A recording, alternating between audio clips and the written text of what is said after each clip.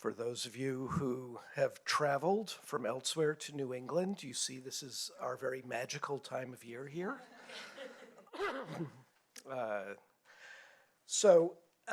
In most circumstances, I would be welcoming you to the Brown University Library, but since Ethan got the Digital History and Theory Symposium off to such a rousing start yesterday, let me welcome you back to the library. And as part of that welcome into this space, I want to bring us into today's proceedings with Brown University's land acknowledgement. Brown University is located in Providence, Rhode Island, on lands that are within the ancestral homelands of the Narragansett Indian tribe. We acknowledge that beginning with colonization and continuing for centuries, the Narragansett Indian tribe have been dispossessed of most of their ancestral lands in Rhode Island by the actions of individuals and institutions. We acknowledge our responsibility to understand and respond to those actions. The Narragansett Indian tribe, whose ancestors stewarded these lands with great care, continues as a sovereign nation today. We commit to working together to honor our past and build our future with truth. Pardon me. Understanding the past and building our future with truth could not be a more appropriate charge for any gathering of historians. So it is a true honor to be partnering with the hugely influential journal History and Theory, and I want to thank our ever collaborative colleagues at Brown in the History Department and the Kogut Institute for the Humanities for making this great event possible. So beyond discharging my hostly duties, which I've just done, morning voice, so beyond discharging my hostly duties, the symposium organizers made the very questionable decision to give me a few minutes to speak, so here goes. I have no claims to have been a digital practitioner or digital historian myself. You see, I'm very analog here. And I was also a pretty untheoretical historian to boot, I should say. Maybe that's not a good admission here. But since I'm the warm-up act for today, I thought I might offer some reflections from my own career, both as a scholar and as an academic administrator. A lot of it, really interestingly, although this wasn't planned in advance, I think a lot of it dovetails with some of the things that Ethan and other speakers said yesterday.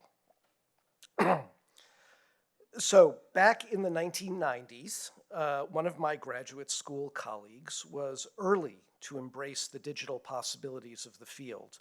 And this, in fact, became an important factor in his career opportunities. The strength of his convictions was such that he published his dissertation through the AHA's new Gutenberg E project, which was an attempt at moving the needle from the Bob Darnton era.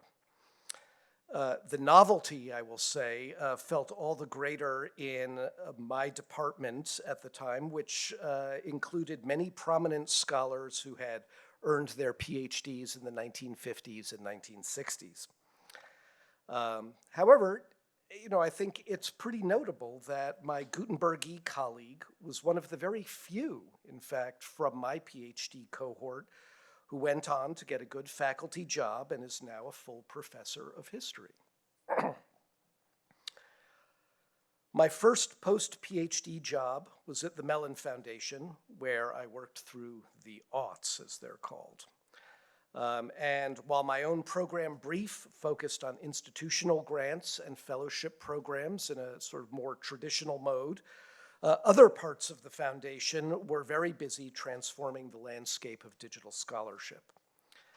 Observing the work of my colleague Don Waters, who is joining us here today, was a pretty rich education in what digital scholarship was, how it might develop further, and why it challenged us to think about beyond the mere instrumentality of digital work and see the problems and methods of disciplinary scholarship in new ways and in a new light. Along the way, sort of incidentally, Don and I also collaborated on a non-digital set of experiments to try and foster field-strengthening collaborations among university presses, and that afforded some insights into scholarly publishing that would become very useful to me later on. So yesterday, some of the discussion touched on digital scholarship's acceptance problem, which has really been throughout its history. And certainly I heard the same questions over and over again at the time about how much a digital project was scholarship as compared to a traditional monograph.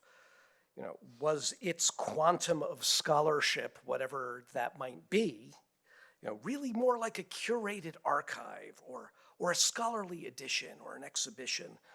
And these were the kinds of things that, were just sort of recursively being spoken. And as we know, I think these were not really professional evaluative questions as much as they were expressions of discomfort. While big disciplinary associations went on to make bold-sounding statements about digital work, the ground game of professional validation happens in departments operating in a competitive environment. They're naturally, and I think understandably, conservative, small c. In some places, as came up yesterday, dedicated digital positions were created, but even at those institutions, most eager younger scholars and graduate students were probably well advised to stay on the non-digital straight and narrow. I came to Brown in 2010 as the deputy provost, and a few years later, my participant-observer relationship to digital scholarship took a big step forward when, following some discussions with Don, then Dean of the Faculty Kevin McLaughlin, my predecessor as university librarian Harriet Hamasi, and I worked up a proposal to foster born digital scholarly publications. We took a scholarship-first approach, recognizing that there were faculty with ideas that required new kinds of infrastructure at the university to break free of what I will now start referring to as the analog ceiling. Our idea was to create some exemplary, fully validated projects that would be readily recognized as first-rate scholarship and serve as a reference point for evaluating future digital work in promotion and tenure. Although we hoped we would work out a viable model for all this, we didn't aspire to change the universe. Our span of control was Brown, so we set out to see if we could lower the barriers of skepticism and conservatism in the academic microecology of our own campus. Don, you can ask him why, backed this wildly experimental and very untested hypothesis about academic publishing at an institution that had long since given up its university press. There is a long story about how we got from there to here, and my great colleague Allison Levy and I are always happy to talk more about what is now known as Brown University Digital Publications. Importantly, the context around us was evolving toward more favorable conditions for our experiment.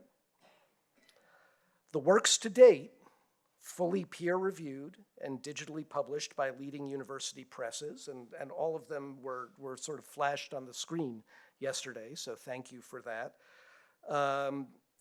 These have enjoyed already more immediate attention from a much larger and global readership than is typical for most print monographs.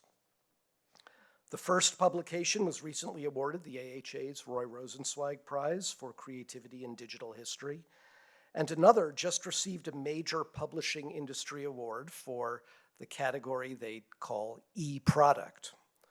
But it's it's a major industry award. That was pretty unexpected and remarkable. Faculty interest in the program continues to grow, and it's also an emerging point of attraction for some recruiting. The president likes to talk about it and actually, sort of show that she can navigate through the sites and things like that to various audiences. That's really great. More press editors are eager to hear about what's in our pipeline. So all of that is very wonderful for now, but Brown's efforts can't truly succeed if we end up as just one more standalone experiment along this road. As an erstwhile practitioner of modern British history, I take great pains to avoid charges of Whiggishness. So I haven't offered these snapshots from my individual perspective as any kind of narrative of inevitable linear progress, and I hope it couldn't come off that way. In my relatively short time serving as university librarian and overseeing Brown's Hub for Digital Scholarship, it has felt to me that the pace of change, scale of intellectual ambition, and scope of possibilities being explored in digital work have all been growing apace. My hope, which is bolstered by this symposium, is that the many turns of the wheel over this period have indeed been getting us somewhere. Thank you.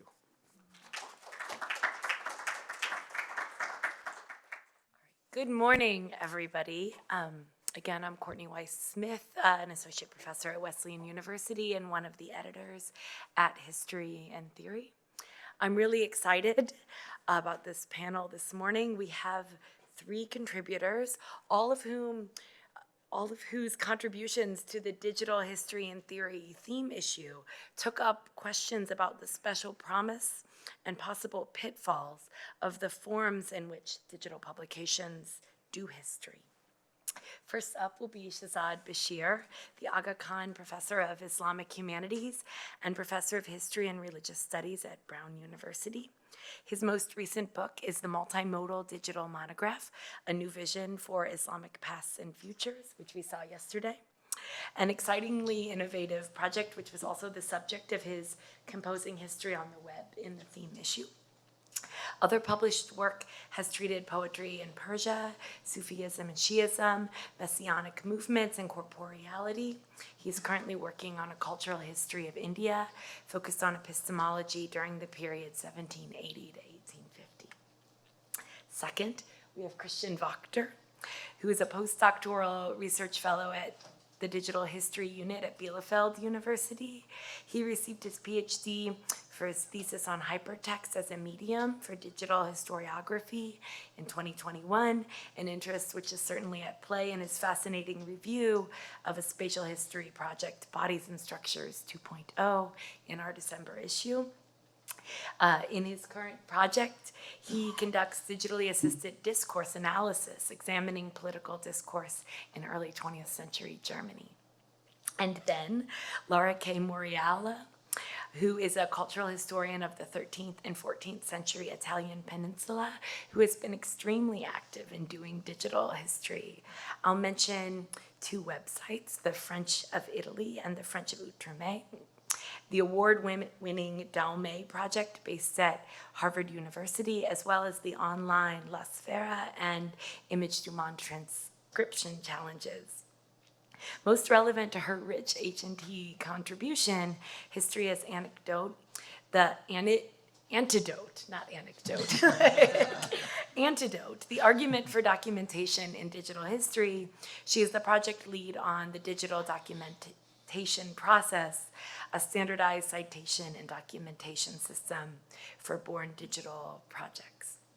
2 other recent updates. She's the co-founder of the Digital Medieval Studies Institute that ran just last week in Washington, D.C., in conjunction with the annual meeting of the Medieval Academy of America, and a follow-up to her recent volume on digital medieval studies, co-edited with Sean Gilsdorf, is forthcoming, and will focus on the history of digital medieval studies by examining a selection of field-defining projects from the last 30 years. I'm so excited for our conversation. Shahzad. Thank you very much. Thank you very much, Courtney, for that introduction. It's lovely to be here. I think I can say without any hesitation that at least the work I've done in this field would not exist if it were not for this place where we are standing. So thank you to the Brown Library, to Joe for introducing the larger perspective, and also especially to Alison Levy, who's here, who was very instrumental in certainly my own digital education over the past few years. What I am going to do is to take Ethan's suggestion to heart about trying to think about, well, where from here onwards, where can one go? So part of this is a reflection on the digital book that was published already, but then trying to think of other modes of extending the possibilities within digital expression. So I'm not going to go into the detail of the overarching themes that we discussed about yesterday because they've been covered.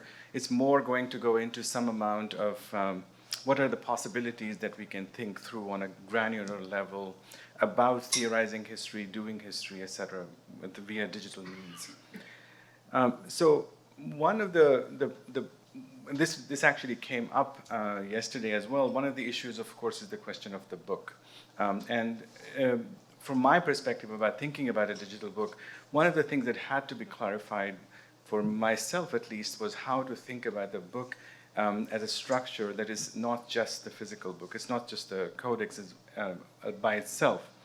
So I'm just going to put up these quotations that are coming from a recent book on the book. And the book history, of course, is a very extensive and a very well-researched field.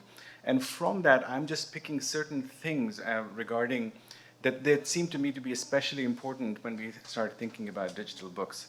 So one of the things is that the notion of the book, the physical codex, actually impresses certain types of requirements on the reader.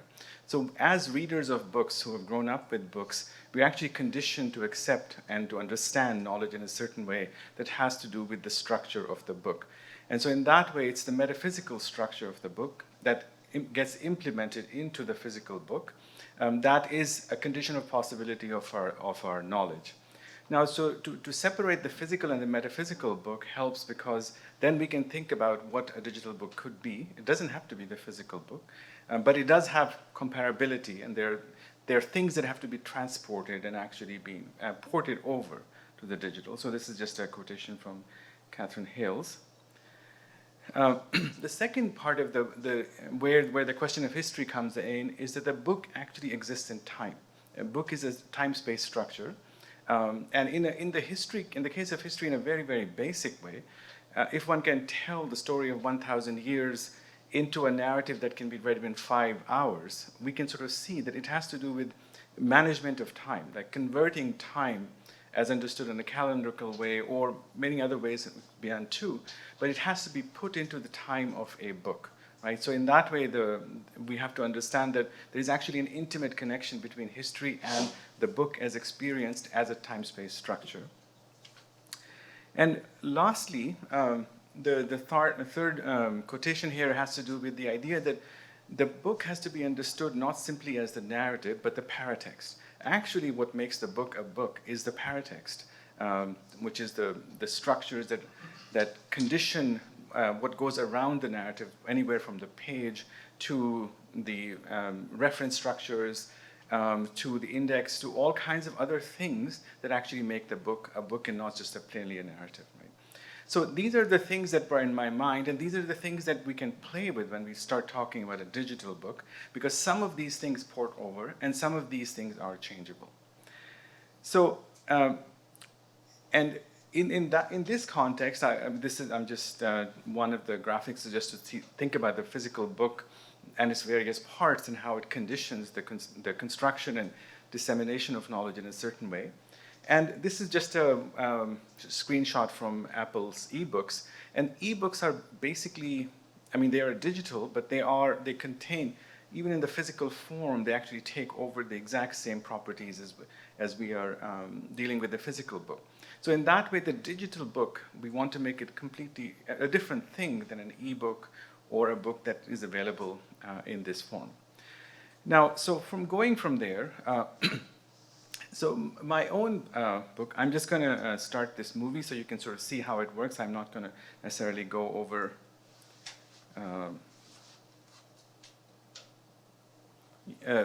all the movements that are happening.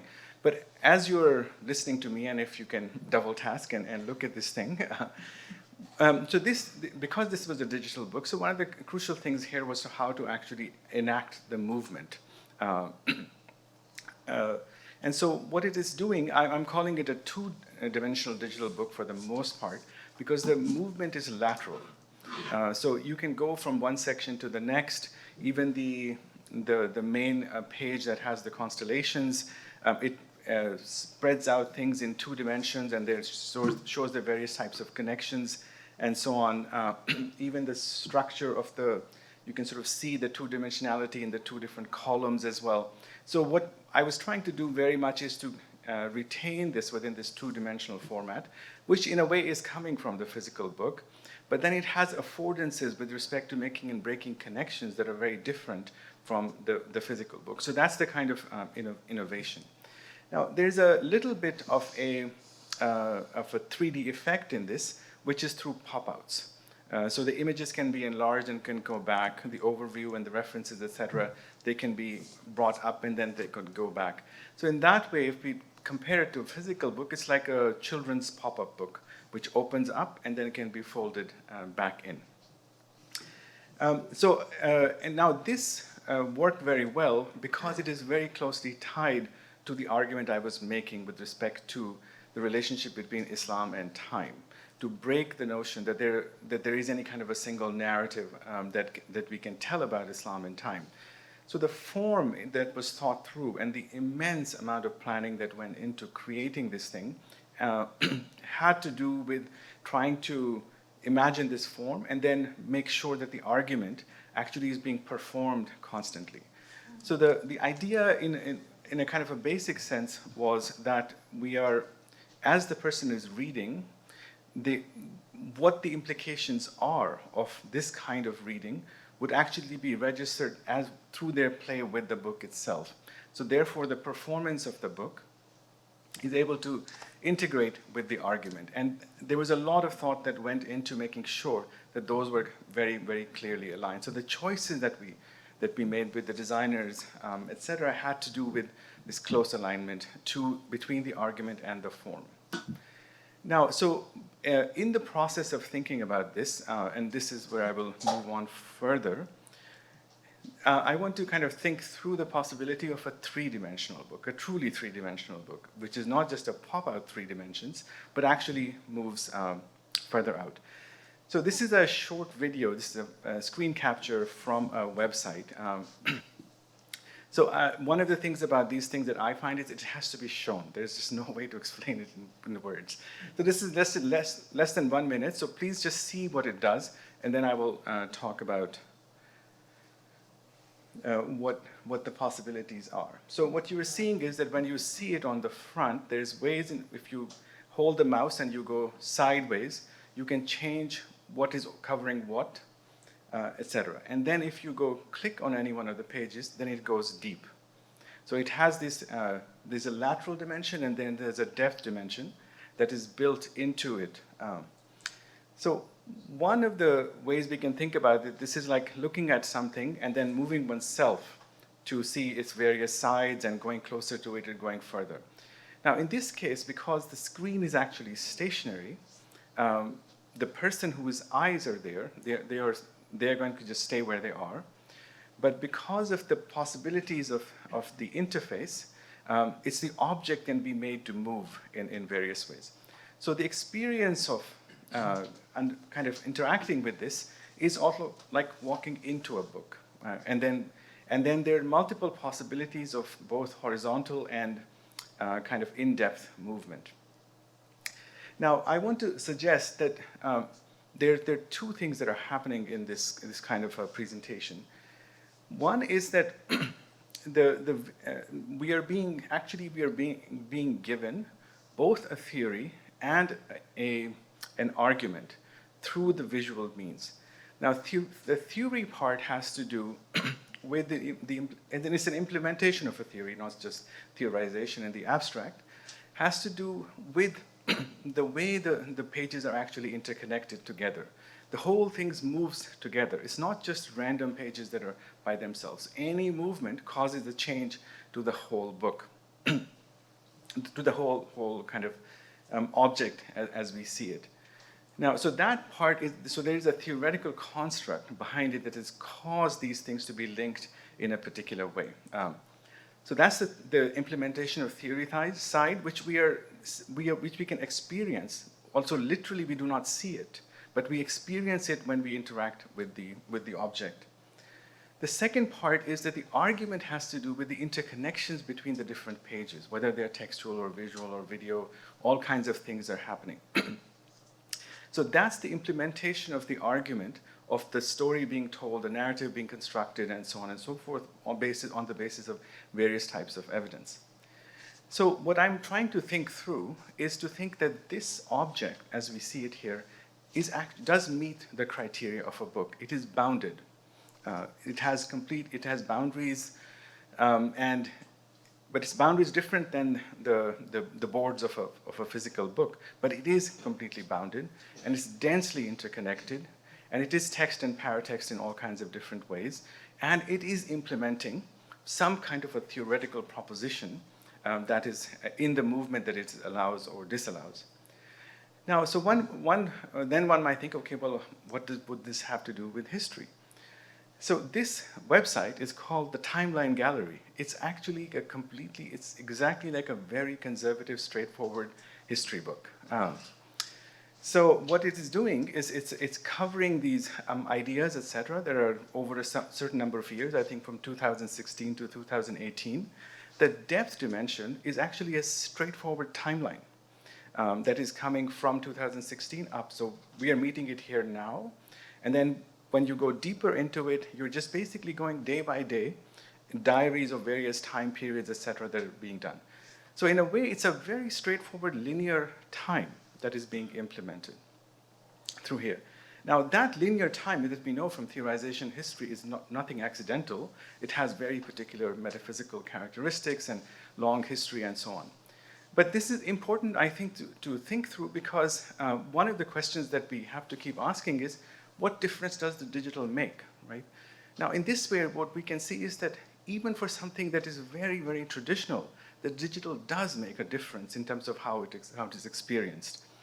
Furthermore, it actually, if we can't tell from the get-go that this is a historical book, but actually it turns out to be, it tells us something about the particularity of that linear timeline that is completely embedded within us, but it's defamiliarized, right? Now, furthermore, the thing can be constructed without the notion of the timeline acting as the theoretical construct, right? So it can be used to implement other kinds of theoretical propositions. So it can be taken away from a very straightforward notion of history as well. So theoretically, in terms of the practice or in terms of the implementation of a theoretical possibilities, the three-dimensionality of it can be made to attune to entirely different constructs, multiple temporalities or many other things that can be done. So it contains this possibility of a different way of representation. And the same goes for the argument part. How do the different things actually connect? It's in the plotting of it where the argument can be made. And that plotting is very similar to what would happen in any kind of narrative construction we might do. But the possibilities here are different. And the argument, of course, comes from rhetorical possibilities. So the rhetorical possibilities in this form, they're connected to narrative rhetoric with respect to narrative, but they also present many different possibilities to us. So for me, something like this that helps us think through what difference can the digital make. It can make a difference on the digital, on the theoretical side, as well as on the argument side. And it has special relationships to the question of history. I'm not even talking about the time of the experience of it, which is a whole other dimension. Okay. Now, I want to briefly just talk through some of what this can do, at least from the kind of work that I want to do. So what you see on the screen here these are two different screenshots of the same website. and all I did was to move sideways. So I didn't go into the depth, but you can see that the difference between them and things become apparent and hidden based upon this movement. And I want to talk through the possibilities of evidence, context, and narrative by keeping these two kind of changes in mind. And I won't have time to go through all of it, but I'll just mention one issue in each case. So one of the biggest issues for the study of the types of thing that I study has to do with the problem of the flattening of evidence. This is, to me, is the ultimate condition of possibility for Orientalism. That when we are presenting something, when I'm looking at materials in many different languages, in different scripts, different writing systems, all kinds of visual evidence, etc. But when I present it in English, all of that material is flattened into English. So when you're looking at two texts that I'm saying this is what is being said, they could be in many different languages, but in English, they're completely flattened out. And it's actually an imperative of writing that their differences be flattened out in order to have a consistent narrative, right? So this is and this is, to me, this is fundamentally related to the authority of Orientalism, in which the Orient is suppressed in terms of the materiality to be produced into this kind of a commanding view in which it has been assimilated into European language. So this kind of possibility on the sheer sharing of evidence, it can challenge that, right? One can have a narrative that is running on the surface, which is in English like a regular book. But one can never forget, by showing through partial vision as to what exactly is the document and what it looks like and how it's different in script or in writing systems, etc. There is a way in which one can embed the evidence to be visible or invisible or remain partially visible in a very, very consistent way. So for trying to get away from Orientalist modes of representation, this is a critical possibility, critically important possibility for the work I do. And so the question of evidence acquires an entirely different meaning here, rather than citing in a footnote that I know where this manuscript is. So so one of the things there is that it forces us to think that the theorization must vary by object. There is no such thing as theorization in general. The theorization in general that we're most aware of in the history, history is based upon very specific European evidences. And those are cited from if we think of any of the great theoreticians who've certainly been very influential for me, they theorize out of specific evidence. And then larger things are constructed. Now, this makes it possible to theorize out of things that would be completely unfamiliar to any possible audience who might be reading English. So that's one possibility. And at the largest level, it has to do with rethinking the relationship between abstraction and materiality. In any kind of narration or theorization, we are constructing, we are kind of leaning on abstraction. How that connects to materiality, there's a different economy possible between those two things. So in that way, it gets us to fundamental philosophical questions about making sense of materials and things in the world. So I'm going to go very fast, and on context, I will just point out one thing, that in the discussion of context in the history and theory, and the theorization of history, one of the things that has been immense amounts of ink has been spelt on this, but it's actually a difficult thing to convey often to people who are not completely embedded in this, that the relationship between context and text is of simultaneity. It's not that their context exists and then the text comes into being. They're actually coeval. So the text and context they are kind of heuristic differentiation for backgrounding and foregrounding in order to make sense of different types of materials. Now, part of the challenge, though, is that they get placed in anterior and posterior time when in the process of narration. Something has to be said. You can say, well, this was the context, and this is why this text makes sense. Or you can present the text and say, well, here's the context that makes sense of it. Furthermore, text and context can shift meaning constantly. Text can be context for one thing, and you can turn it around and reprioritize and so on. And because in narration that has to be done in time, it poses a certain limitation, and so one has to argue constantly to not think of it as being anterior and posterior. Now, in this form, it's actually possible to show text and context as being simultaneous, and the priority being changeable in a moment, right? So it provides ways of even kind of showing more, better things that we have known about, but which are actually very difficult to convey. I will skip these things and just go to the last one, narrative. Now, on the question of narrative obviously is exceedingly significant and central to historical work. Now, one of the main issues is that oftentimes we talk about multiple narrations, and we see in digital kind of implementation as well, that there are multiple narratives can be running simultaneously and then can be made to be connected. Now, the crucial thing about this kind of a project is that the multiple narration is possible both from the production side, but also from the reader's side. And that's kind of already done to some degree in my book, but this can be taken to other levels as well. And so the history as a process, history as a creative process, historying as a verb is much more possible in this way, but through very, very careful planning, however. One can't just throw this on the things. And so there too, it brings up entirely different questions to the question of narrative in a way, as has been discussed in. And then there's a question of being able to simulate various types of possibilities of narratives. What ifs of various types, counterfactuals, etc., can be shown in a more kind of a concentrated way. And then ultimately, from a historical perspective, there are affordances that can be built to show the constant traffic between the time of the book, the time of narration of the author, and the times that are being narrated. Right? So going back to the very basic thing I said about 1,000 years in 5 hours, one can get information about it. But that can be done multiply. And then one can be made aware of the fact that these sleights of hands are going on. So that then goes to the core of the question of what is it to actually be a historian? What are we doing in the processes of creating history?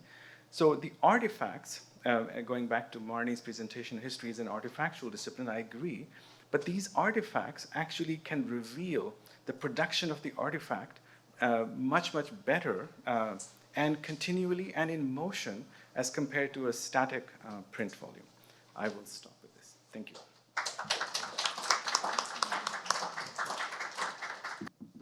I hope it works. Yes. Great. Yes, all right.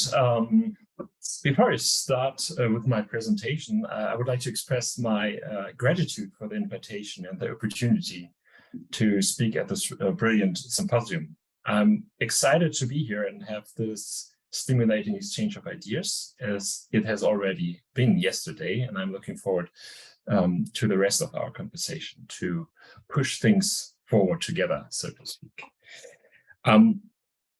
I reviewed the online publication Bodies and Structures 2.0, Deep Mapping Modern East Asian History, edited by David Ambrose and Kate MacDonald for the theme issue.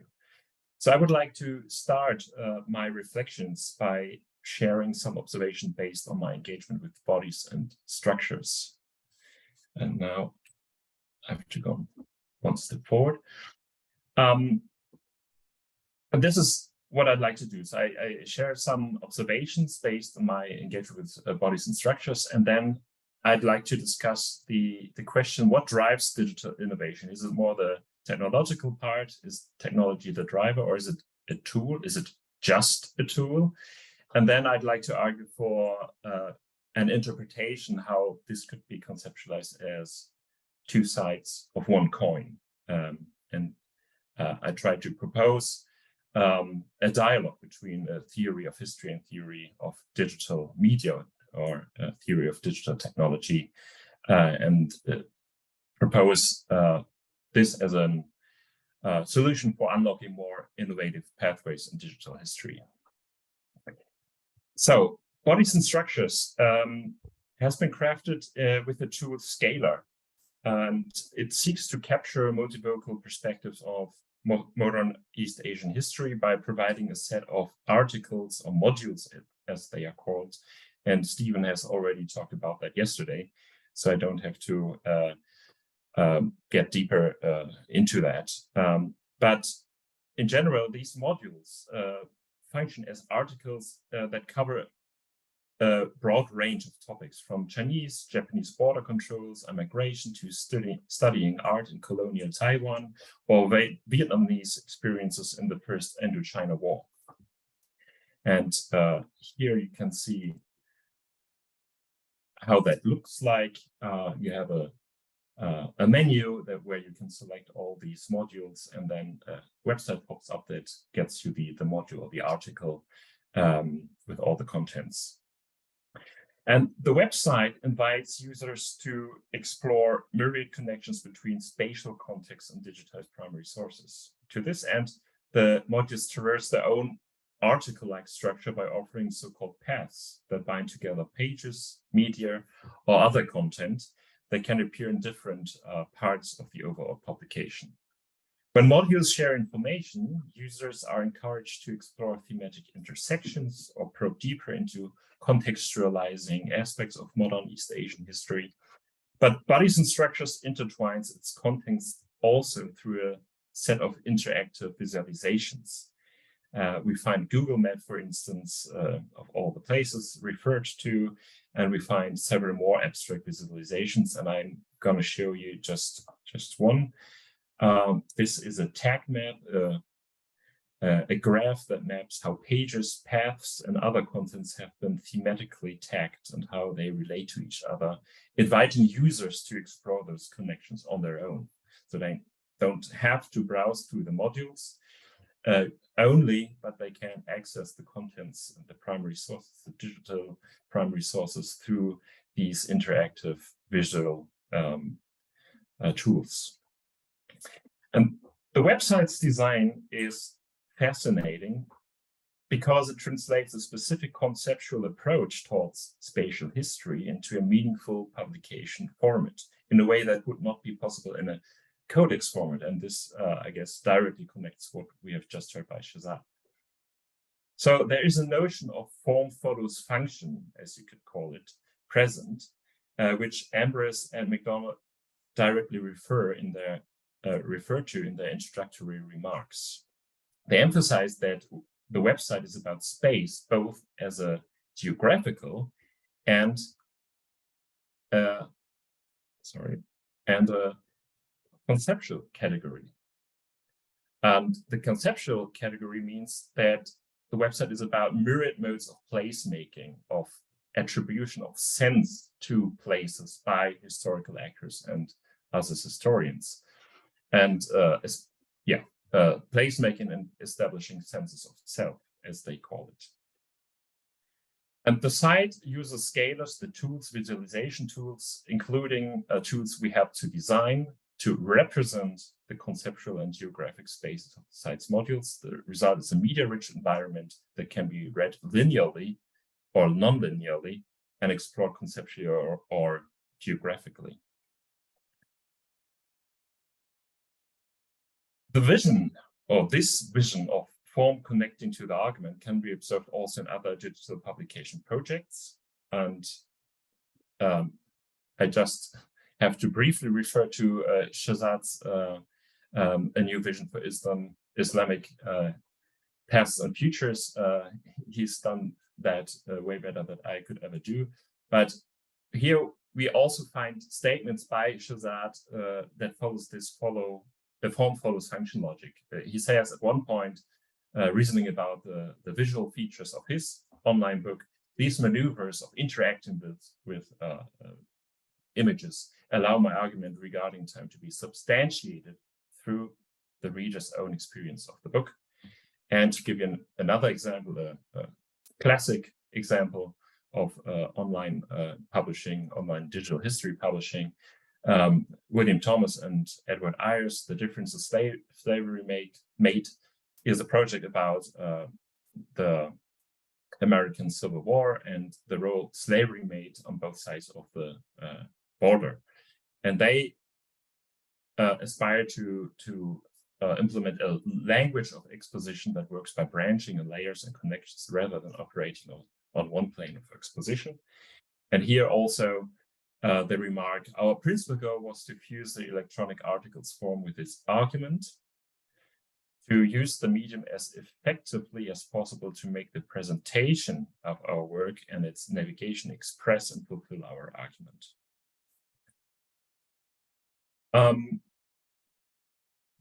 So the question I would like to address now is, what exactly is the innovation in these cases? Is it the instrumental function of digital media, as the citations suggest, and the highlighting of the citations emphasize, which allows for implementing ideas that drive these digital publications? Or is it rather the digital potentials that open up new possibilities and inspire to new historical narratives and images? This distinction can, of course, only be analytical and does not represent a real dichotomy, but rather two sides of the same coin. And this is also how I understand the explanations of the creators of the three websites. The essential point at this stage, however, is in my eyes to illuminate the exact relationship between these two sides of the coin. How can we create a thoughtful and analytically informed synthesis between both areas?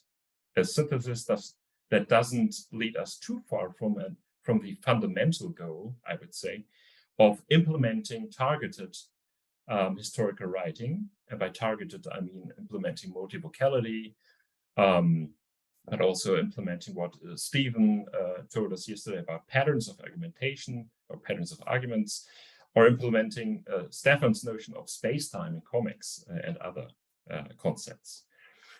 But a synthesis also that at the same time doesn't simply replicate the old ways, but would instead, which would instead fall into Stefan Tanaka's category of digital history 1.0.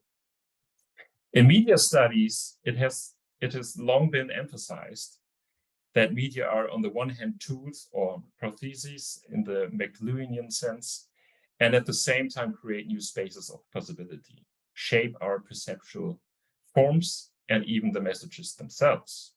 And to better understand this reciprocal, sometimes complementary, and sometimes tense relationship, it helps to learn from media studies, media theory, and other disciplines more about the properties that different media and technologies have. And for projects such as Bodies and Structures and a New Vision for Islamic Past and Futures, I think it is helpful to look at the potentials and visions that were associated with hypertext, which the creators in parts also do.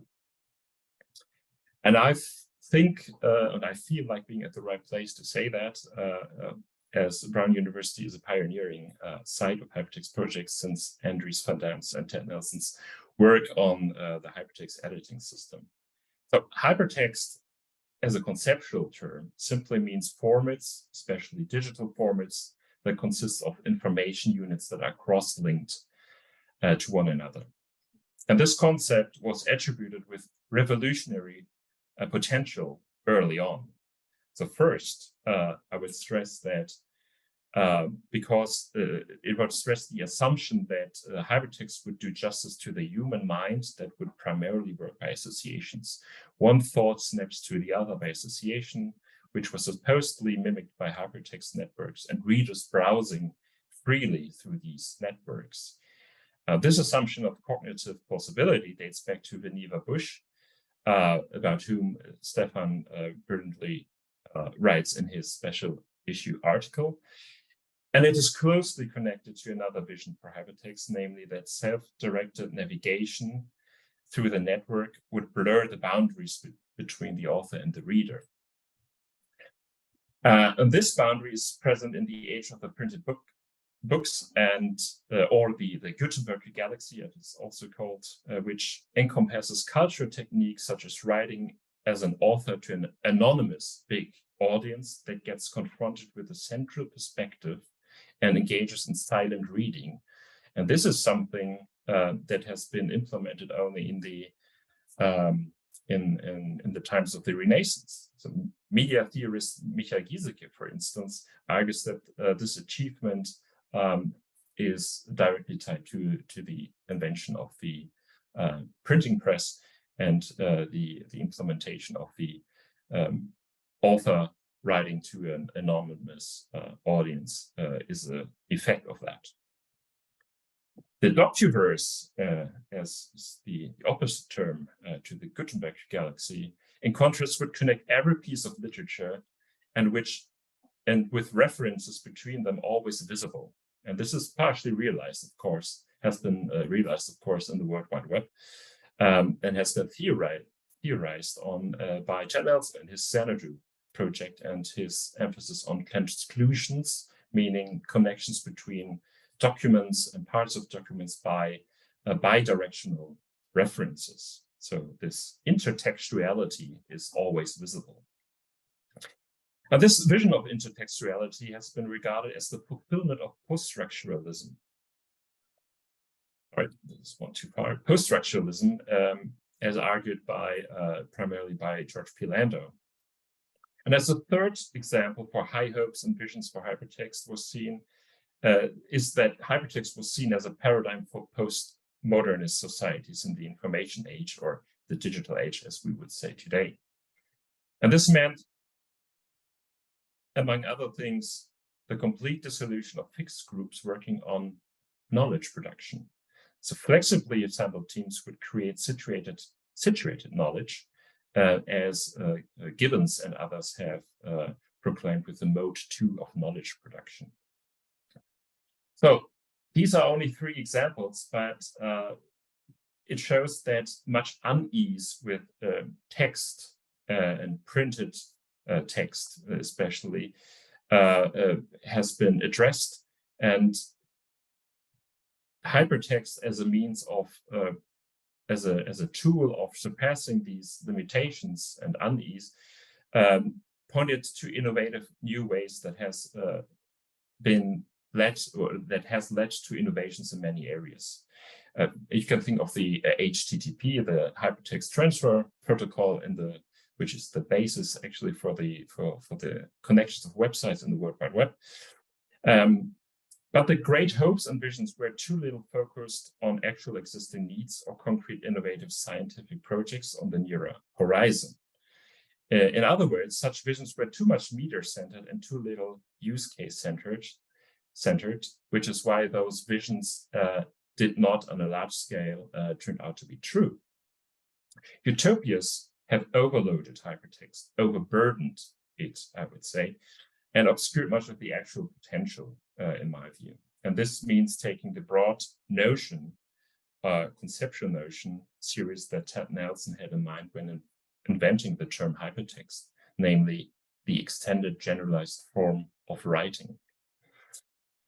This was successfully exploited by different projects, and you can think of online archives such as the Valley of the Shadow project by Ayers and Thomas, which takes this metaphor of the network and space of hypertext seriously and connects different digitized resources to each other that could be explored by users for research and for teaching purposes. And another thing would be to look at the purposes of digital writing, digital publishing that does not exploit the network-like structure of hypertext, but restricts it to multilinear narratives, like guiding the reader through the network or guiding through a complex structure of information in a nonlinear, but not network-like, but a multilinear way. And I look at the time. So in my opinion, this interpretation of digital techniques as tools for innovation is made possible by first experiments. Obviously, you have to engage in the new technology and play around with new technology and try out what it can lead you to and what concepts can be implemented, as Shahzad just said. But I would like to make another proposal, and namely bringing together theories of history and and digital technology into a closer complementary relationship. And for the hypertextual presentation of history, this means first taking seriously the aesthetics that come with any media product. In media studies, aesthetics does not mean the doctrine of beauty, but the doctrine of perception. It goes back to the ancient Greek roots of the term and points at the how of perception. And against this background, text already suggests linear progression, logical and narrative steps that are built up consecutively through its linear structure or materiality in a broader sense. Even though cross-reading is always possible, and this directly refers to what Shahzad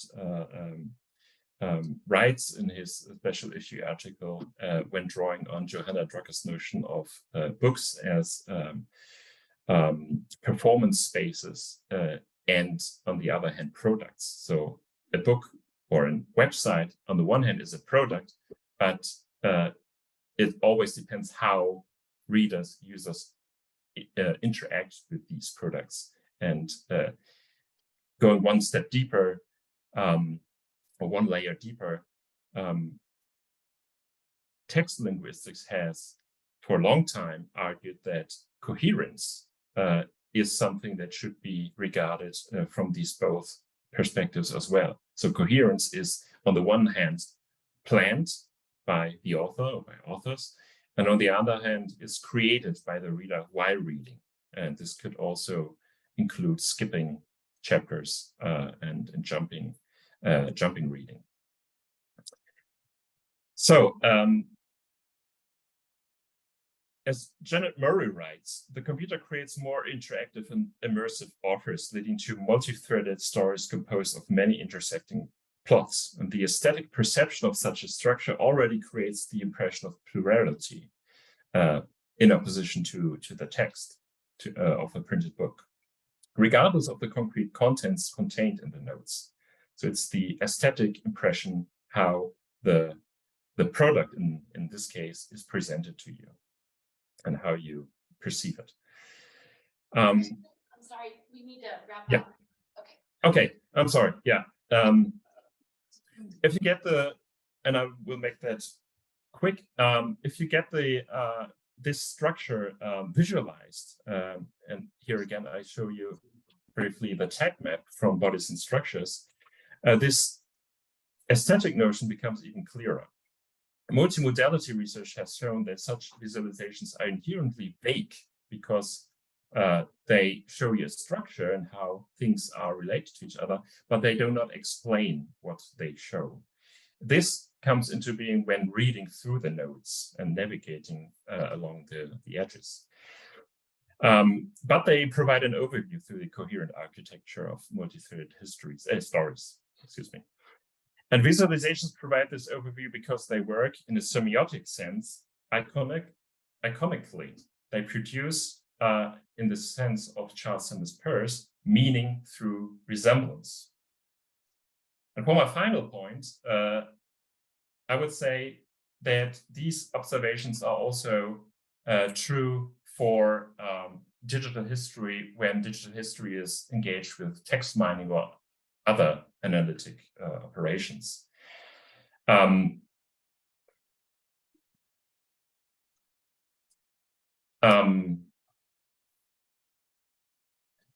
Because in order to assess the full potential of such operations and the technology behind it, we have to understand the statistical operations behind those tools.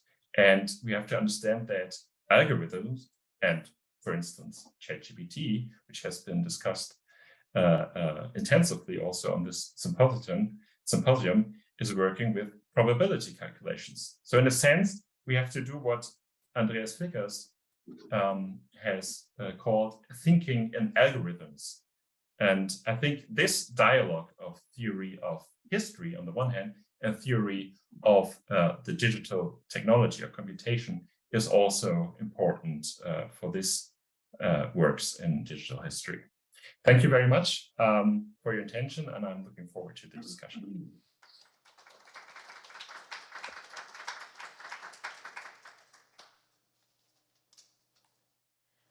Thanks, everyone, for having me. I'm really thrilled to be here. I'm very honored, actually, to be here today. I find myself today in the unenviable position of defending documentation, which may be the least sexy aspect of digital work. And yet, because so much of what we as digital historians produce is ephemeral, platforms and formats continuously change, and projects we spend years on become quickly outdated or inoperable, documenting the process of this inherently time-bound work is both useful and, as I've argued, crucial to DH work. Doing so bears witness to our digitally centered, historically oriented conversations and gives them a permanence that is otherwise lacking. In my contribution to the History and Theory volume, I provided examples of projects that were born, lived, and died during what is the relatively short era of digital history making, as well as others whose creators, in recognizing the risk, mitigated such loss by providing stories of their projects, thereby engaging in the most human form of memorialization, which is narrative. I also offered up a standardized template and a process for narrating, documenting, and archiving the essential components of computer-based historical inquiry. As I noted in my piece, historians are well placed to understand how telling the story of an event, like a digital project, is one of the best ways to ensure its longevity. But today I'd like to push this argument a little further to explore where digital history making might take us. Documentation, I will argue, expands what we can do as historians, for it serves not only as a tool to memorialize what we have done, but as a launching pad to support what we as historians can do with digital tools. Now I'm going to put forth my argument, clicky click. Oh, doesn't want to go. Oh. I'll keep talking. I'll put forth my argument in 3 steps. First, I will revisit some of the assertions made by my fellow symposium participants in terms of the nature of digital history and how it differs from what has come before, and some of the possible applications of this new historical methodology. Second, and because the organizers asked for it, I'll offer some radical and potentially uncomfortable proposals about how computers can change the way that we do history and the kinds of history that we deem authoritative. And finally, I'll offer some concrete steps about how we might implement the proposals to make the most of what digital methodologies have to offer to the historical enterprise. So let's begin with Stephen Robertson's intriguing practice-based article, The Properties of Digital History. In this article, Stephen's close attention to the data-driven nature of digital history highlights the methodology's quantitative and qualitative benefits and articulates what computers currently bring to the process of historical inquiry. We've talked a lot about this, but I'm just going to run through it. In the first instance, Stephen notes that computers store, retrieve, and permutate information in quantities far greater than what any human mind can command. By relying on the computer's power to manage these materials, he notes, the historian's time and energy can be instead used to analyze the patterns that computers so effortlessly serve up. Moreover, once historical data is collected, curated, and cleaned, computer outputs can both frame and direct the historian's path of inquiry in an operation he calls exploratory uses of data. In terms of the quality of the data, we are reminded that because computers can store such large quantities of data, what is collected can be far more expansive and therefore much more inclusive than what was the case in the historical products of the past. Historical narrative, he reminds us, demands a picking and a choosing of certain salient facts or framings, if only because a cohesive storyline cannot be, despite the recent film of the same title, Everything, Everywhere, All at Once. Additionally, as Kristen Wachter also notes in his contribution, digital media and the internet especially promotes this cross-linking of information and ideas and a weaving together of various strands of knowledge and inquiry based on user interest. These last 2 qualities, that is, the digital medium's ability to situate the user within a web of networked materials that he or she navigates, means that digital history can be, in Stephen's words, inclusive, interactive, and immersive, qualities which distinguish this type of historical inquiry from what has come before. And I was going to sort of walk through how this was played out in the volume, but I think we spent some time doing that, and we even had a lovely look at Bashir's work today. Now, these examples either call upon, or in the case of Bashir's book, showcase these very same affordances outlined in Stephen's chapter. However, and despite these examples, we have yet to take full advantage of what the digital medium has to offer historians. This is because data is at the heart of digital history, and even as historians incorporate their own assumptions as they survey their sources and structure what they glean from those same sources, capacious, digitally inflected data de facto makes available a range of historical storylines based on what we ask of it. We only know what the data will yield when we play around with it, and we're often surprised by the outcomes of such experimentation. With this kind of information recall at our fingertips, we can thereby construct non-linear historical arguments that in turn allow us to see and provide evidence for a range of historic possibilities. And this is, I think, what we've been saying the whole time. Put another way, the inclusive, interactive, and immersive qualities of the digital medium that Stephen set out for us and our other contributors illustrate offer us the opportunity to find new stories in history.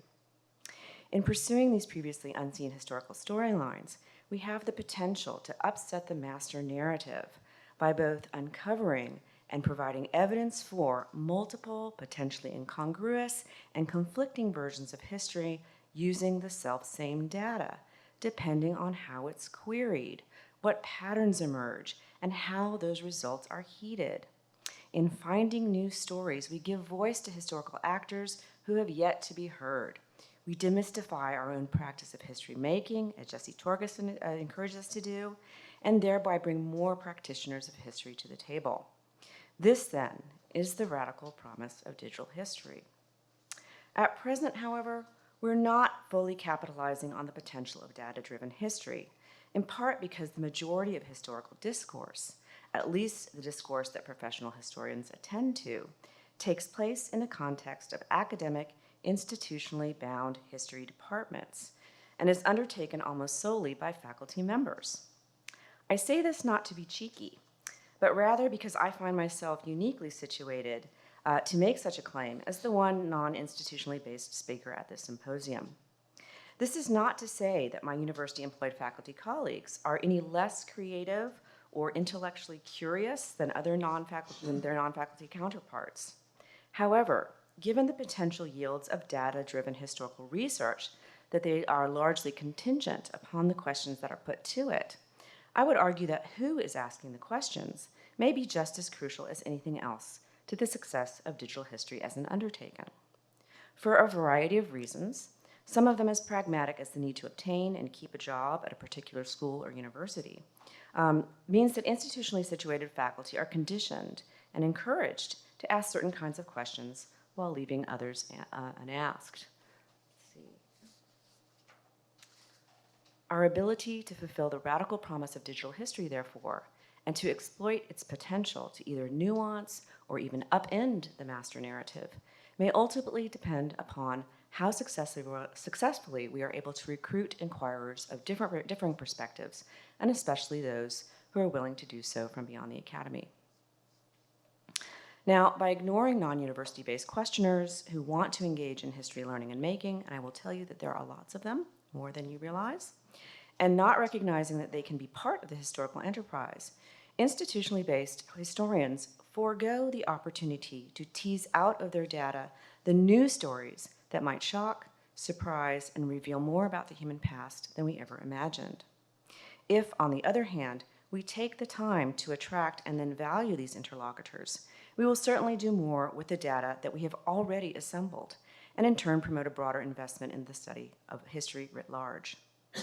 Now, you may be skeptical about how the call to diversify who participates in the real business of history making might take place, and wonder how we can do this. It's not surprising, however, when faced with the possibilities inherent in digital scholarship, that I am not the only one to call for engagement beyond the academy. The term open social scholarship, for example, has become popular among certain DH circles and has been promoted especially at the University of Victoria in a series of seminars and publications on that theme.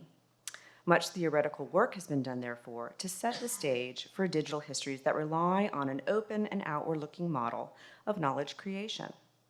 In terms of projects that put these ideas into practice, I can point to 3 instances, and actually I'll just make it 2 at this point, in my cognate field of medieval studies that have intentionally created frameworks to invite a broader range of interlocutors into the scholarly process.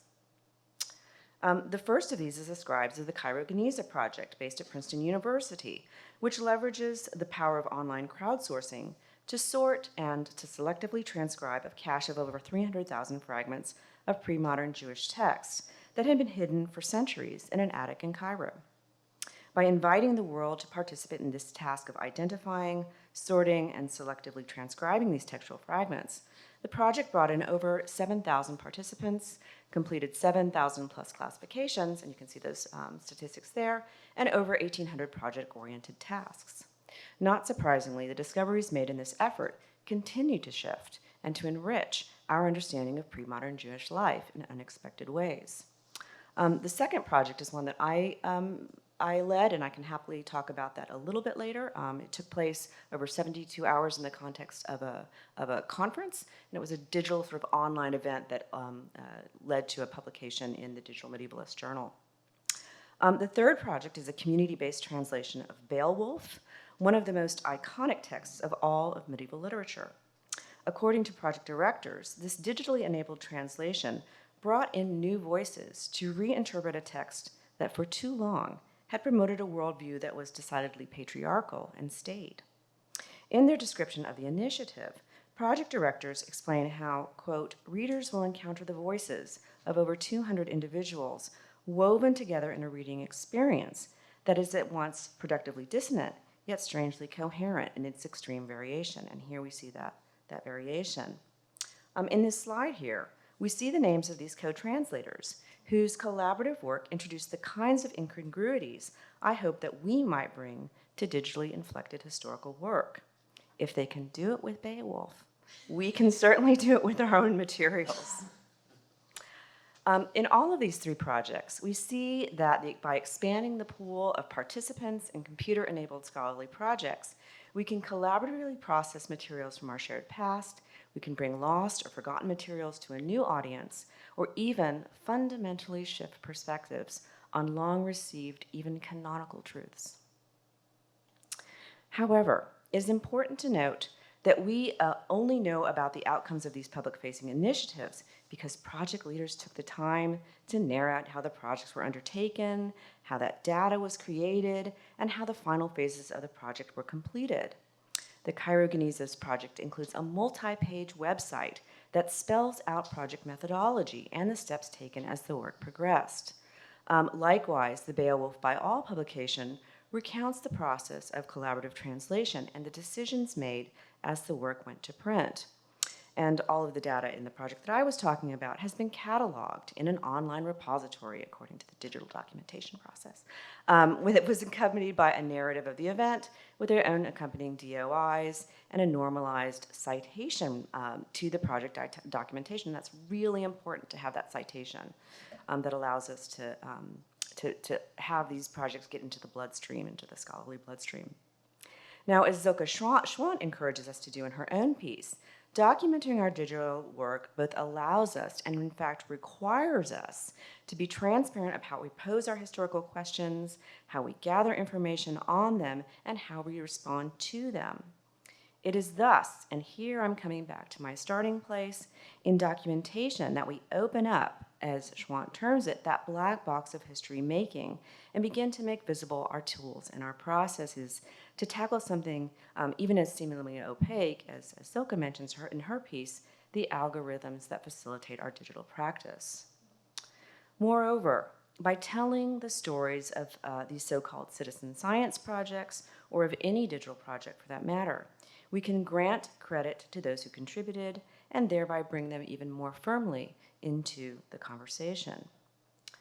Documentation, therefore, supports the full potential or the radical promise of digital history and enable us to consider and reflect critically on the outcomes of such historical exploration, no matter who is undertaking the investigation, whether they come from inside or outside of the academy. I will have to say that I have heard calls to look beyond the academy many times before, and I've only rarely seen it succeed in any concerted way. I really appreciate the sentiment. I'm not being sticky there.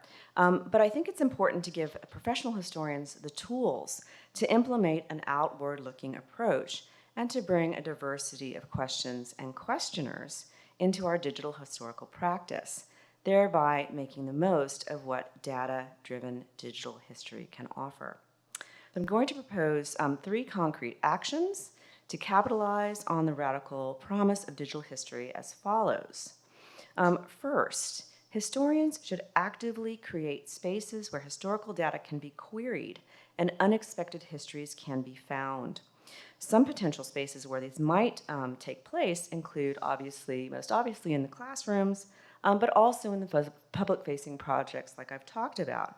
And these might be sponsored by universities, by professional organizations, other public-facing institutions, and frankly, they could even be done by, an independent scholar. We can do this by ourselves, right? We do need university-based historians as the initiators, promoters, and legitimizers of this kind of work if we ultimately want the knowledge to enter into the scholarly bloodstream. Second, we need to value and respect what non-university-based historians ask of our data. Independent historians don't need lip service. We need buy-in. This means that when evidence-based historical works comes across our desks, or in this case comes across our screens, no matter who produced it, we need to think about citing it. We need to think about discussing it. And we need to bring it into the spaces of scholarly exchange, that is, at conferences, in publications, and anywhere that we share ideas about historical research. Finally, we need to document the stories that are found. And that means, and the means that we're taken to find them to ensure we can talk about them in the future. So document, document, document. If we want to encourage participation from a wider spectrum of inquirers, if we want to understand, refer to, and grant credit for what the data-driven historical work produces, we must document the entire trajectory of that process and do so in a standardized, mutually intelligible way. So in closing then, I will just say that it's only by inviting new participants into the process, valuing their contribution, and recording the stories that we find, or that they find, that we will fulfill the radical promise of digital history. So thanks very much.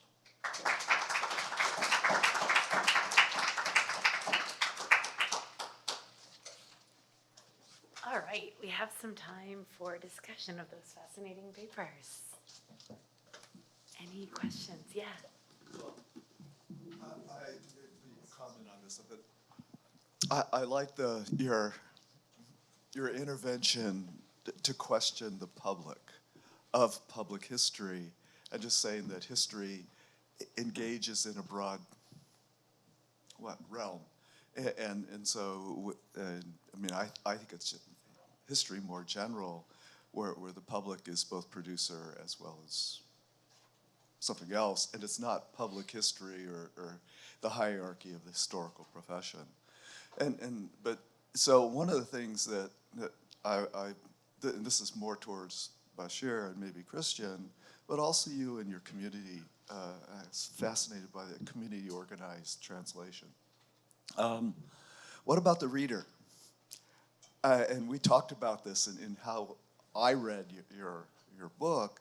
And we're talking about production of these things, and I love the 3D project, but I look at that and I'm thinking of it as the perspective of a reader.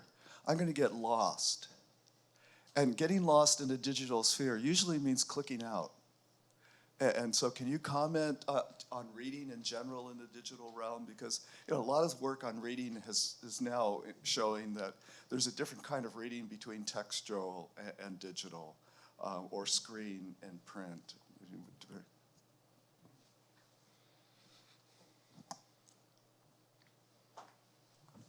Oh, I'm sorry. I thought you were asking about. Well, to me, Okay. Sorry. I'll just say that I'm very interested in the public not only as consumers but as co-makers. That really is, and not sort of tracking a path. Certainly putting guardrails on any project that you create. But not so closely tracking the progress of how that works out. So the reader is participant, right? I tried to make that argument through comments, which is a very cheeky. Yeah. Yeah, I think what you're saying is actually really quite critical. So, I think one of the challenges is the iterative process through which to do this. I mean, certainly when we were creating my book, this was so we thought very carefully about how many clicks are required to go anywhere. And yet, as you're saying, there is a possibility of getting lost in there unless one gets invested in a certain way, etc. So I can see the difficulty therein, but so constant thought about that, which has to go into the planning of the interface, is absolutely necessary. So what I was showing with the 3D thing, really, this is not how I would construct a book. I was just showing the potential. But the actual implementation would have to be done through a very careful planning of both depth and lateral movements that are possible, how they're restricted, how guidances are provided, both momentary levels and overall, in order to be able for it to be workable. So the question of the issue of its consumability, that's not a good word probably, but it's actually really critical, and it has to be. But I think it's the more kind of objects we have, the more data, the more kind of feedback we have is allows to go further with it. And there is a lot that is available on this in communications theory and actually in advertising theory as to how what makes people stay and etc. So all of that knowledge is really critical, I agree. All right, there's an online question. Could the speakers comment on the problem of historical causation in relation to the various digital history formats they have shown as examples? Christian, do you want Yeah, thank you for this important question from a theoretical point of view. If I understand it correctly, it's about how do we criticize or reflect on concepts of causation when writing about historical phenomena or topics, or even break lines of causation to avoid teleological narrations. And I think that the strength of projects like such as A New Vision for Islamic Past and Futures or Bodies and Structures is that these formats open up a meta level that comment on their own motions and their own ways of how they create history or write about history. So I think those formats, and that you could call in the conceptual sense hypertextual, have the strength of this meta level. So I think there is this critical potential to comment on notions of causation in such histories.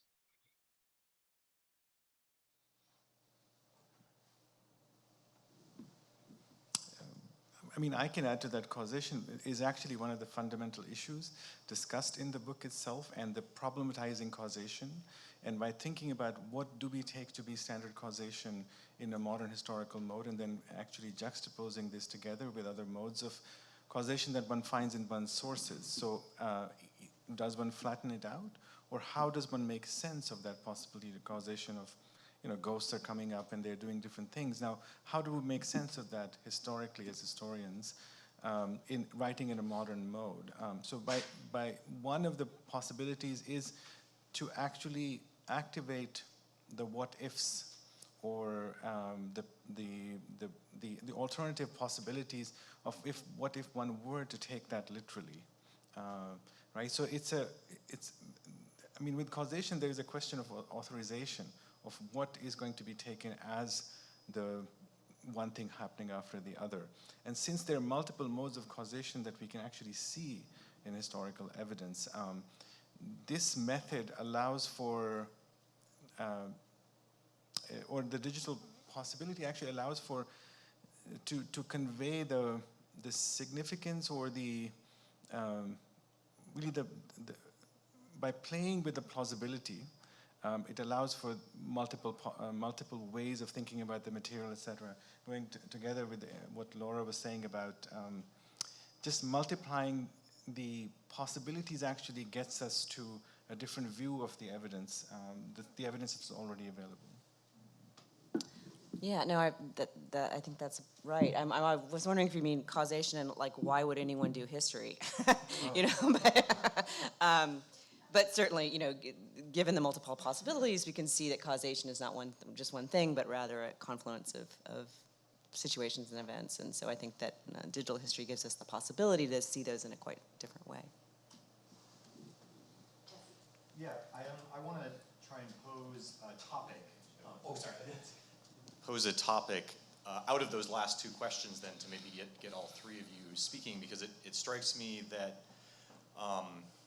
thinking about this question of causation, the way that you all responded to it, something that is shared by each of your approaches is this question of the reader. And it strikes me that the different readers or participants imagined by your different projects, right, require a differently imploded entity, right? So, right, like Shahzad, you're imagining, right, a reader who is freer to move through a text, but there are still structures to it, right? Like Laura, you know, I mean, you touched on a number of things, but you know, some of those projects have readers who are creators, right? Co-creators and co-authors then, right? Ultimately of the archive. And Christian, I mean, your idea of hypertext is interesting, you know, depending on how you sort of open that up, right? Do we imagine digital projects, right, allowing readers or participants to determine where those, you know, hypertext links are, like what are the connections? So, you know, the question for all of you would be, you know, do you imagine this moment as a moment for the reader, ultimately, right? Because in sort of standard monographs, and this is sort of, Shahzad, your starting point, and Stephen's, I think, yesterday as well, and Stefan's, a lot of people have touched on this, right? Like a reader is predetermined. And you know, frankly, we've been very lazy as authors and never had to theorize our readers because we can just, right, everyone's going to read all of these texts the same. So it strikes me that we're at a moment which is not new historically. All of the texts that I work on are actively imploding their readers every single time. So this isn't, you know, a special moment for us, but we're finally back to a medieval moment of you have to actually create your reader. You have to implot your reader into your text. So I'd be interested in your reflections, maybe connections with each other's thoughts on that level of the reader. Yeah, thank you very much for that, Jesse. I mean, I think that we need to do more to respect our reader as an active, someone who's actively engaged in what we're doing and desirous of being a part of that. I think that, you know, we've tended to sort of dish out history that people consume without understanding how much energy and effort it takes and identity formation in some ways, right? I am a person who likes history, and so therefore I do these things, right? And I think by not granting them the agency that something like digital history allows, is a missed opportunity. So the reader can really be a participant in a way that we haven't seen before. Yeah, I would agree, but in a way, part of the thing is that going to what Stephen said yesterday, one can't satisfy all readers, right? So in a way, like there's a selection process that has to be involved as to who one thinks the reader is and what are the different possibilities and when they are bridgeable and when they're not bridgeable, right? So so the emplotment can be multiplous, but it can't be infinite. So which is true of medieval things as well, as you're saying. So one of the really interesting things about this also is looking at the data of where these things are actually used. So certainly this book, I have much more understanding of who might be reading it than any other thing that I've published, which just goes out in the world, and the max you can say, okay, yes, a few libraries have it. But here you can sort of see where in the world it's been opened. The fact that there are 12 readers in Greenland blows my mind, right? So in a way, there is a kind of another feedback loop there as well that we can consider, even in finding readers that we didn't think there were, but there are. And then also seeing that the readers we thought we were writing for couldn't care less. That's also a possibility. So. Yeah, thank you very much for this very important question. And for hypertext theory, hypertext studies, this has long been a central issue. And different concepts have evolved until notions of dissolving the boundaries between the author and the reader, and readers becoming the reader, writing and reading at the same time, or prosuming, producing and consuming at the same time. I think we have to consider the audience and how you want the reader to interact with your book, your publication. But I'm skeptical about dissolving this differentiation between author and reader, because ultimately, to me, it depends on what argument do you want to make with your publication. What message do you want to transport? And in digital history, this can be different things.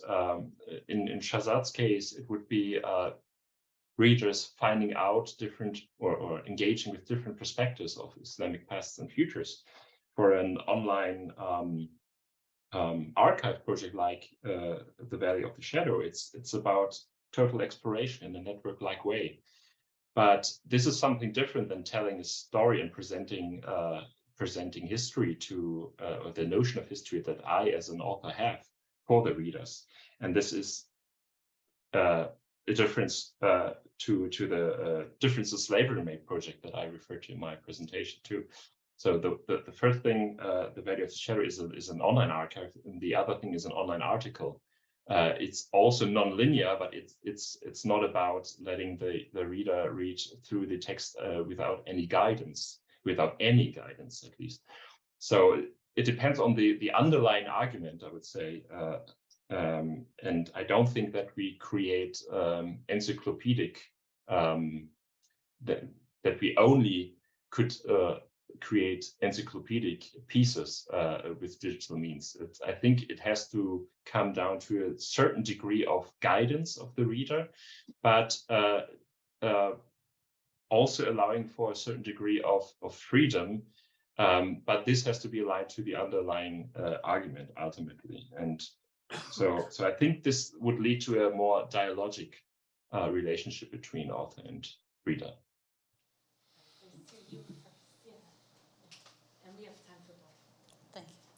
Thank you very much. This was such an interesting symposium and this panel. I came into this symposium with one question, and it's been answered partly right now, just right now by Christian as well. Ultimately, what we do is writing and reading. So here we have a different medium, but we still read, we still write. So what is really changing there is the question that I still have. And you've partially answered it because people brought in the reader part.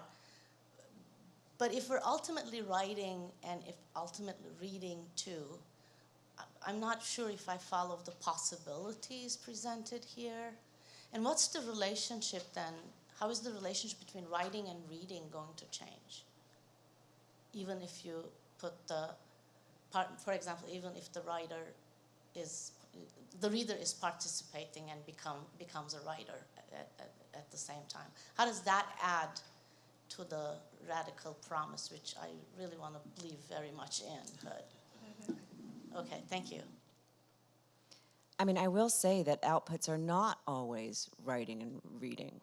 There certainly aren't. I mean, I would certainly make the argument that a well-structured database is as much an argument, as much a historical argument as anything else. How do we manage that? How do we cite it? How do we receive it?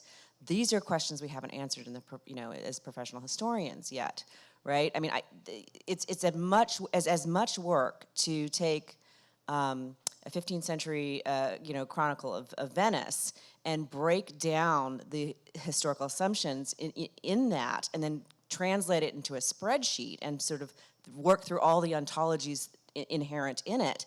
That's as much as an argument as writing an article about it, right? And then once I've done that, once I've broken those pieces up and reformed them into the 21st century understanding of what knowledge categories are, someone else can play around with that and come up with a completely different set of questions to pose to that data set, right? So it's a sort of intermediary situation that allows to see new things, just in the same way that someone reads something and comes away with something different than I would. But nonetheless, there's a kind of permutation there and filtering there that requires a great deal of knowledge and skill and decision-making and interpretation. So I guess that would be my answer. Stephen, you want to ask one last question? Okay, all right. I actually wanted to go back to Shahzad's 3D book. Oh, sorry, microphone. I wanted to go back to Shahzad's 3D book because in some ways I looked at that, what was obviously a layered text, and I'm obsessed with layers at the moment. But it also reminded me that one of the things that we haven't, really addressed here is the fundamentally visual nature of the online medium. And in some ways what you were presenting seemed a kind of, much greater engagement with the medium because it was visualizing those connections. And I just kind of wondered what people were thinking along those lines. I mean, there's a way in which that visualized layers is more readable and I think more navigable than text. And I wonder if one of the things holding us back at the moment is a kind of almost too literal rendering of what hypertext means. We're holding on to the text, we're holding on to the link. Part of the navigation challenges of reading this is we don't kind of know what is behind the link until we click on it, and we don't know where we are. And some of that is not intrinsic to the medium. The medium is visual. The 3D version of that is in some ways kind of truer to what's going on, and maybe that is sort of where we need to go. We need to decenter the text a little bit and engage a bit more with the visual if we're going to get to the next kind of level. So I'm kind of curious, you said that's sort of not what you would do, and Stefan doesn't like it, and Christian's, very much talking about this textual notion of what's going on. But I wonder whether what we need to be thinking about is embracing the visual more and thinking about how we decenter or not the text in that. And so for that reason, I was kind of excited by the 3D book, even though it's literally not doing anything different in terms of argument, but it's presenting that and allowing a way of thinking about it and navigating it that seems to open up new possibilities. Yeah, I mean, so in that way, I would agree that, so when I said that this wouldn't, I think it's too crowded in the way, for easy assimilation. But I see very much the potential with respect to the visual as being critical to this. So one of the things is when I look at this, what I'm trying to figure out, what are the affordances through which movement can happen, right? Now, what can be assigned? What aspect of change, whether historical or theoretical or propositional, can be assigned to those affordances is the work of the historian, right? And so in a way, so that's what I mean by that there are possibilities of rhetoric going through the visual and the textual together because of what is possible on the screen, that has a comparability to just simply writing a narrative text as a historian that conveys something. So it is, I'm very much interested in like privileging the visual, but being hyper attentive to what kinds of things it makes possible, and how, and the difference between this type of visual work versus, say, diagramming, etc., which has been around for a long time, that it's movable. And it's movable through the interaction of the participant, and that's I think it does afford us something more that is an excess there that can be utilized.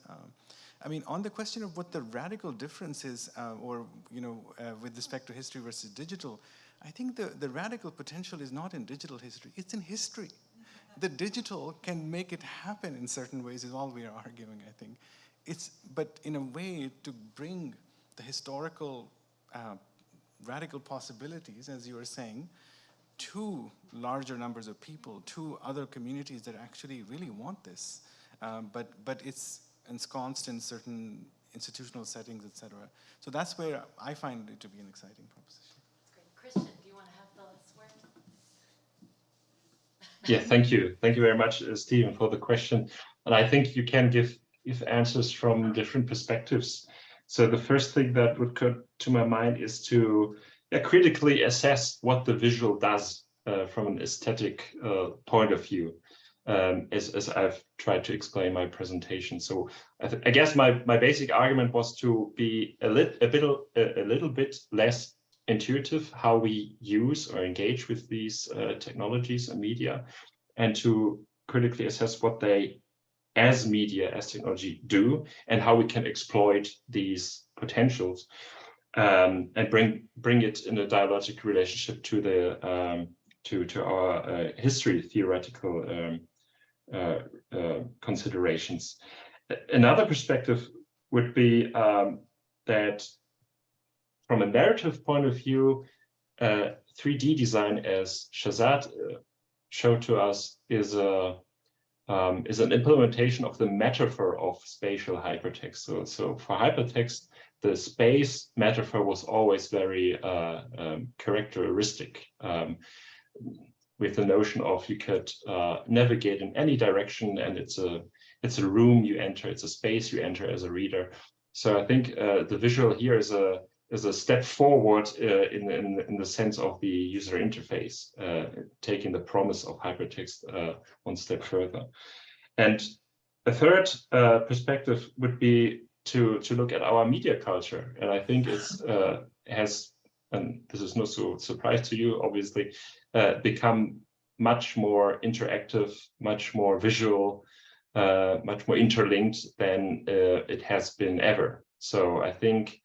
And this connects to the question of the reader. I think we have readers nowadays that are much more used to this kind of navigation and interaction with digital media that function more visually and more interactively. So in a way, we could take this potential to not overwhelm readers by